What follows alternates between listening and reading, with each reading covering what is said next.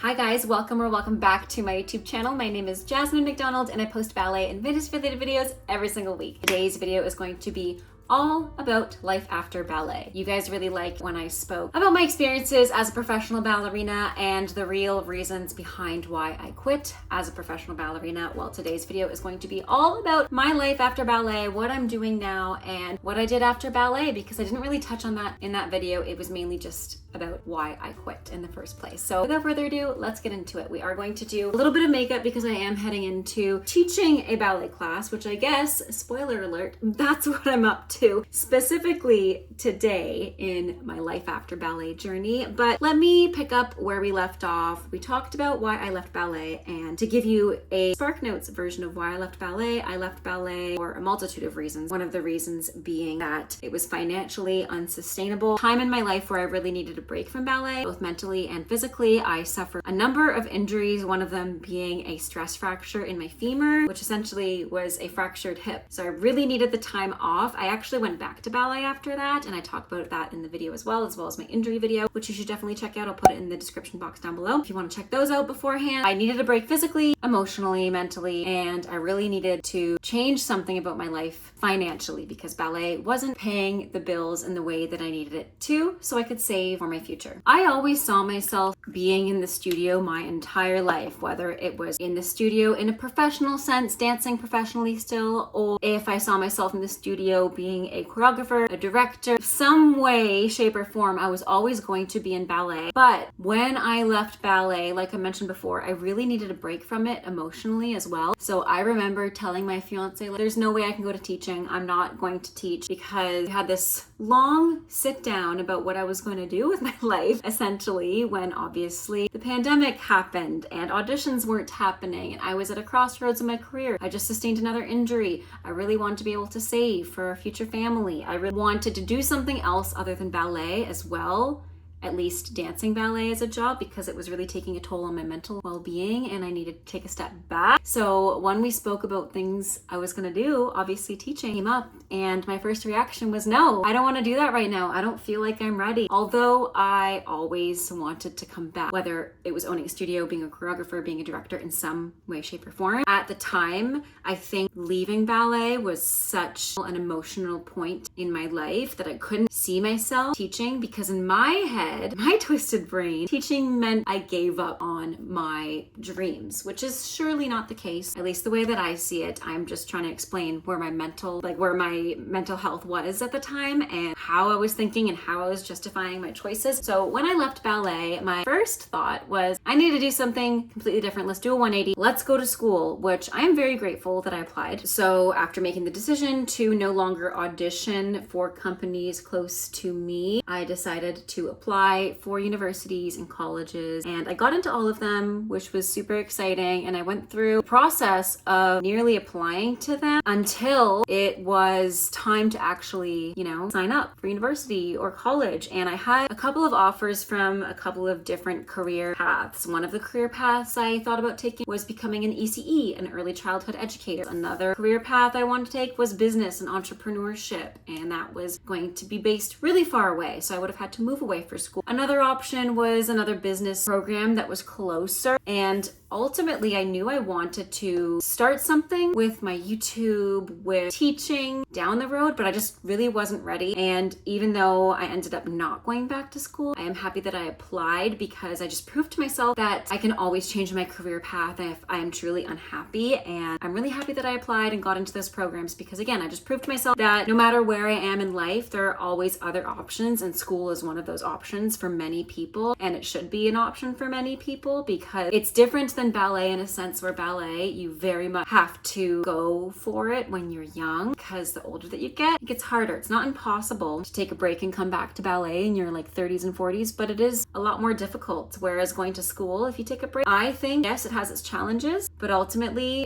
it's not as difficult going to school as it is having a professional ballet career for a lot of people, not for everybody. Again, everybody's story is different, but that was just for me. I'm really, really happy that I continued dancing after high school and kind of put education on the back burner for a little bit, because then when I did come back, even though it was a challenge getting used to schooling, which I'm getting ahead of myself here, I declined the invitations to attend these colleges and universities, and we'll get to that in a minute where I talk about going back to school. So anyways, when I declined, I started teaching here and there, and I was teaching in person, and this was actually kind of in the midst of the pandemic, and the studio that I was working at ultimately closed because it did not survive the pandemic, unfortunately. And from that, I decided, okay, well, I still need to make money, and I don't think I can really get a job mid-season right now. Where I moved to, there's just not a lot of opportunities. I also didn't have a car, so I couldn't really travel to different dance schools. So I ended up working retail, and honestly, that was really, really fun, and I'm happy that I did it. I only did it for a short amount of time. I think I started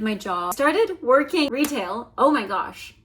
My thoughts are not getting straight, so I hope this video isn't like all over the place. But anyways, I started working my retail job in July of 2020, and I really enjoyed it because it gave me a lot of different skills in terms of talking to people, in terms of being personable. And at this point, I had not started YouTube or TikTok or Instagram or any social media platform. I just came out of ballet, and I was posting casually, like for fun, for, you know, my friends, not necessarily for followers, to build a community on here like I am now, or at least trying to. Anyways, I did my retail job, and again, I was not doing social media at the time. So after teaching, went to retail. So I found working retail gave me a lot of skills that I hadn't developed as a professional dancer. As a professional dancer, even though it's a very social circle and a social career, it's not social in the sense that you build a lot of these communication skills. Yes, you have to communicate in your rehearsals to your partner or to the people around you, sometimes even the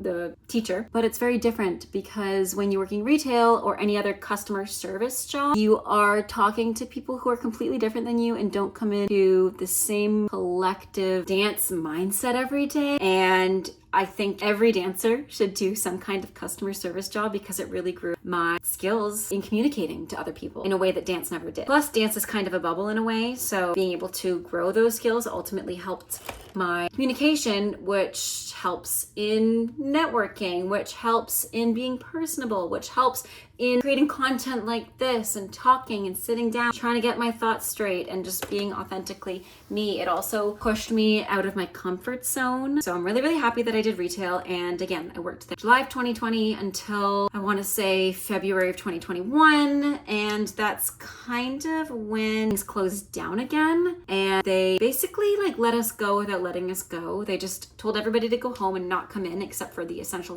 people, which they kind of rotate the schedule. And I'd have like a 4-hour shift one week. And I was like, you know what? This isn't sustainable. I'm going to shoot my shot. I'm going to go back to teaching. I have a healed relationship with dance now, as I had taken about a year off of dancing professionally. I wanted to start teaching. And in that time that we were kind of like laid off in a way, without being laid off, I did a lot of certification programs. I did the personal training certification. I did a nutrition certification. I did a lot of other certifications that just built my confidence in knowing how to be a good teacher, good instructor, good personal trainer, and just a good leader in general. So with that, I quit my retail job and told them it was so I could pursue teaching and my online business, which was true because I did. And from there, I started LWL Dance Tutoring, which was my online dance teaching platform and business. And I had a lot of fun doing it. I grew my client base to like 30 plus clients, and I was working nonstop. I think all of us being home and, you know, being stuck at home made it really easy for me to run that business because, again, I wasn't the only one that was sent home from work. A lot of people were not allowed to go into the workplace, so they had a lot more free time because they weren't commuting or what have you, or dance studios closed because they weren't deemed essential. And from there, I just kept teaching. And when studios opened up again, I applied to a few different studios and I got a job at a few. I worked at one studio for a year and another studio for 5 years. And I had an amazing time working in those studios. And while developing my teaching voice, I guess I could say, I still really wanted to develop my knowledge in being the best dance teacher. And I knew that I wanted to ultimately maybe open up either my own like online business teaching, which coming soon, now that the studio is done, or open a studio in some way, shape, or form, whether it's online or in person. And again, I'll be opening up my online studio soon, so stay tuned. But because of that, I wanted to have a good base of knowledge. And RAD is one of the best and most renowned institutions in ballet, at least in my opinion, for dance education in general as well. So I applied for the Professional Dancers Graduate Teaching Diploma in 2024. I got in and I did my schooling from February of 2025 until I graduated in December of 2025. The schooling actually finished in November, but I found out that I graduated because the marking system took about a month or so to get my grades and to figure out that I passed. So I officially graduated this past December, and that leads to me to where I am now. All throughout that time, I have been very slowly trying to grow my channels, my YouTube channel, my TikTok, my Instagram. And again, that leads me to where I am here and now today, where I decided to take a step back from in-person teaching so that I can focus on my online brand, on my YouTube channel, on building a community on here with you guys, on teaching people from all over the world through my own platform. And again, I wanted to make this video to not only talk about like what I've done after dancing, but also to kind of shed a light that if you are at the end of your career, or if you are going to stop dancing so you can go back to school, you can leave dance, but dance will never leave you. Just because you leave the professional world, that doesn't make you any less of a dancer. That doesn't make you any less of a talent, of a force. And all of the skills that you grow and develop as a dancer are so applicable to so many things. I mentioned earlier in this video that I learned a lot of things from other jobs other than dancing, but I learned just as much, if not more, dancing as a student and as a professional. I have learned to stay determined. I have learned to stay positive. I have learned to be my own best friend, even when it feels like the world's against you, because sometimes as a dancer it does feel like that, whether it's the teacher telling you you're not doing anything right, or you're not getting any jobs, or you're not getting the roles that you want. It can feel like everything's against you, but the resilience that I built as a dancer has really taught me that I need to be my own best friend, because again, it might feel like everybody else and everything else is against you. When you're hearing a lot of negativity and negative feedback, it's really, really important to treat yourself kindly and to be your own biggest cheerleader and champion. So anyways, there is always a light at the end of the tunnel, even though it was a very difficult decision to stop dancing professionally. And yes, sometimes I look back and I'm like, oh, I could have just done a few more years. But then I think, okay, well, if I did a few more years, maybe I would be where I am now, building a home studio. Maybe I wouldn't have built a community that I have now, because it took me long enough to start a YouTube channel. I know Steve was always telling me that I should start a YouTube channel, and I kept saying to him like, oh, nobody's gonna watch me, like nobody's gonna care. And here we are already at 93,000 subscribers. And that's another thing that I did after dancing that really, really paid off. And I think a lot of dancers do this too, which is social media, because even though I'm at 93K subscribers, which isn't nearly as many as a lot of other professional dancers or dance teachers or YouTubers, and I don't want to go down that comparison route, but it's hard not to. Even though we're at 93K, it's still a huge community. Oh my gosh, 93,000 people that are following and subscribing and watching and participating. That is a huge deal, and I love what I do. It's also nice that it pays well. Like, it doesn't cover my bills, and I can do a whole video separately to talk about how much YouTube pays me monthly, because I find those videos interesting. I don't know if you guys would, but yeah, that's another thing that I do now after ballet. So again, that was a long-winded discussion to essentially tell you guys that even though I quit professionally dancing, I'm still very much in ballet.